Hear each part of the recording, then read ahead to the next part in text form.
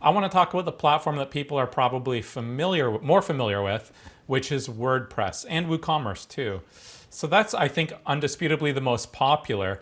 What are the problems with it? And in fairness, what are the benefits with it? And this is meant for people that are kind of building their first or one of their first websites. WordPress is an awesome platform, first and foremost, end of story.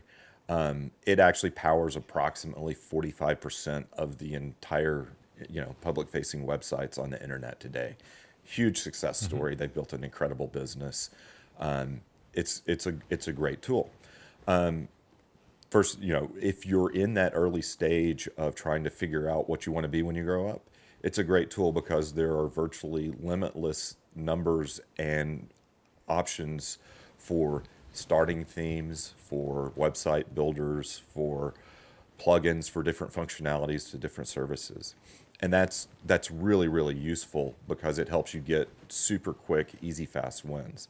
And that's awesome. And the challenge that you run into with that though is it's also one of the problems that can crop up is depending on which of your plugins that you've selected, and there's hundreds of thousands I would suspect to choose from.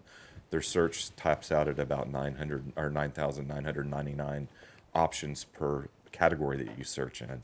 So you Right. have a huge variety of choices to choose from. And so on one hand, that's great. On the other hand, which of the 10,000 plugins that you're going to let me look at do I choose?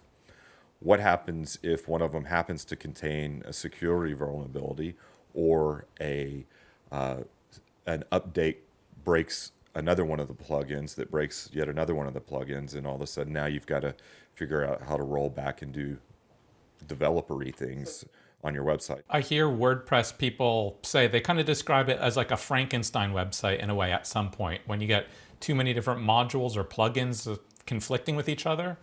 Pluginitis is real.